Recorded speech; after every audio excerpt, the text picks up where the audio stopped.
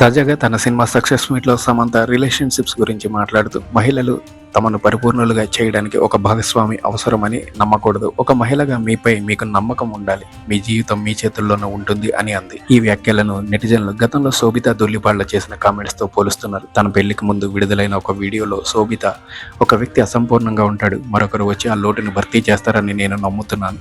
మనం స్వతహాగా పరిపూర్ణులమై అయినా నా భాగస్వామి లేకపోతే నా జీవితం అసంపూర్ణంగా అనిపిస్తుంది అని చెప్పింది. ఈ రెండు వ్యాఖ్యలను సోషల్ మీడియాలో పక్కన పెట్టి వైరల్ చేస్తూ సమంత ఇది శోభితకు ఇండైరెక్ట్ గా కౌంటరా అని చర్చ చేస్తున్నారు. అయితే సమంత ఇక్కడ శోభిత పేరును ప్రస్తావించలేదు. అలాగే నాగ చైతన్య కూడా గతంలో శోభితరు తమ విడాకులతో ఎలాంటి సంబంధం లేదని స్పష్టం చేశారు. అయినప్పటికీ సోషల్ మీడియాలో ఈ పోలికలు, ఫ్యాన్ వార్స్ మాత్రం ఇంకా కొనసాగుతూనే ఉన్నాయి. తెలుగు సినీ పరిశ్రమలో అక్కినేని కుటుంబానికి దశాబ్దాల చరిత్ర ఉంది. అక్కినేని నాగేశ్వరరావు నుంచి నాగార్జున, నాగ చైతన్య, అఖిల్, సుమంత్, సుశాంత్ వరకు ఈ కుటుంబం నటులనే కాదు, స్టూడియోలు, నిర్మాణ సంస్థల ద్వారా కూడా పరిశ్రమకు సేవలు అందించాయి.